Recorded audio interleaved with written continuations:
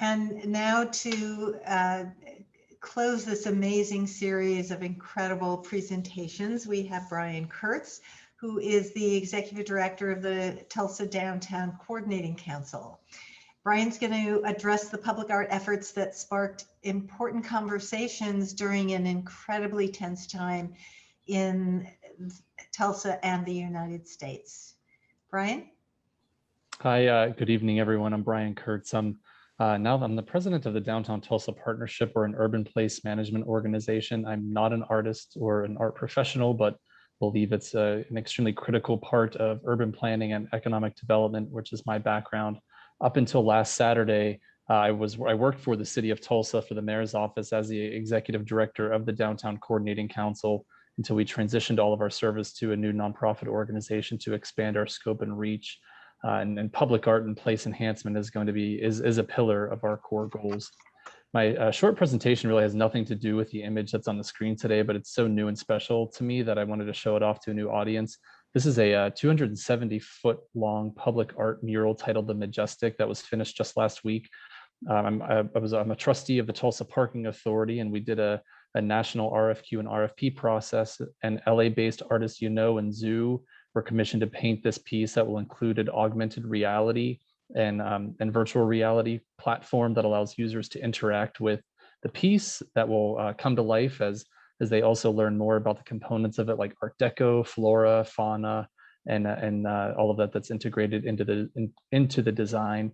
And most importantly, it's enlivening a part of downtown that desperately needs it. Next slide, please.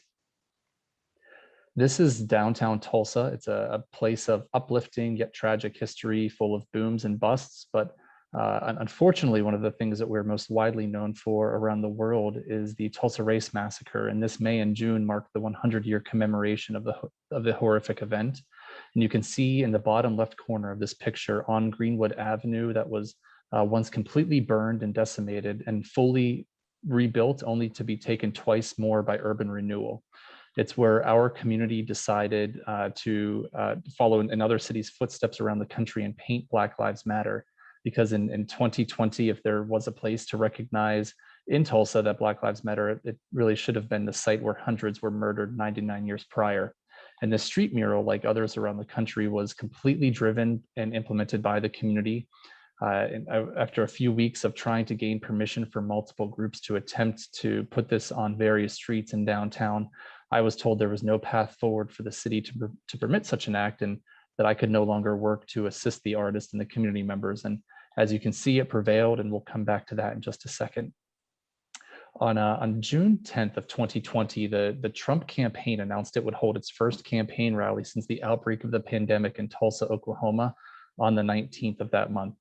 Amid a global pandemic that deeply impacted our downtown businesses, less than a month after the murder of George Floyd, sparking Black Lives Matter demonstrations and civil unrest around the country, and on the weekend of Juneteenth, and 99 years after the Tulsa Race Massacre, the single worst incident of racial violence in American history, a campaign built upon racist undertones was visiting our downtown Tulsa. Next slide, please. Throughout history, downtowns and town squares have served as the foundation of society's freedom of expression and the center of community discourse, and downtown is certainly no different, and this weekend would test that completely.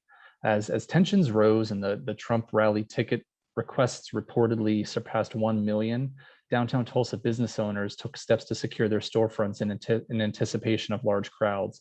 I was driving into work on the morning of Thursday, June 18th, before that Saturday rally, and saw a major bank started to board up its ATMs. And I hated, with the global media descending upon our downtown, that they would see empty plywood along our streets, and really thought that these boarded up windows provided an opportunity to show a broad audience the core values of our downtown and the resilience of our community. And while we couldn't control the outcome of the weekend, we could do our part to control the message. What seems to be a regular question to myself these days, I ask, what can we do to make an impact with no money, with no official voice, because the city and the mayor were the only voice of these events, and with no time at all? We found the money, we released a quick and dirty call for artists and kicked things into gear. And more than 350 artists from 5 states responded to a last-minute call on June 18th.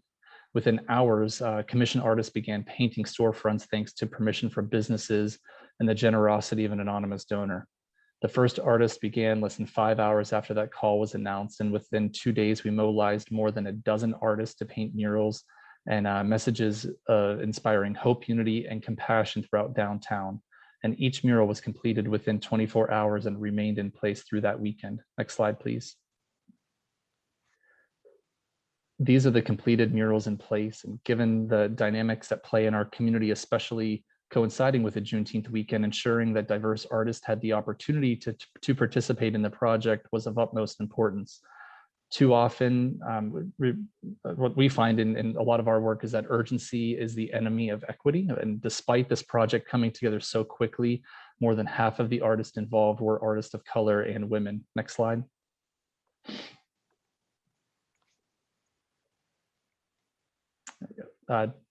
Despite the quick time frame to launch the project, the community and our downtown partners were eager to offer support and ultimately played a big role in the project's success.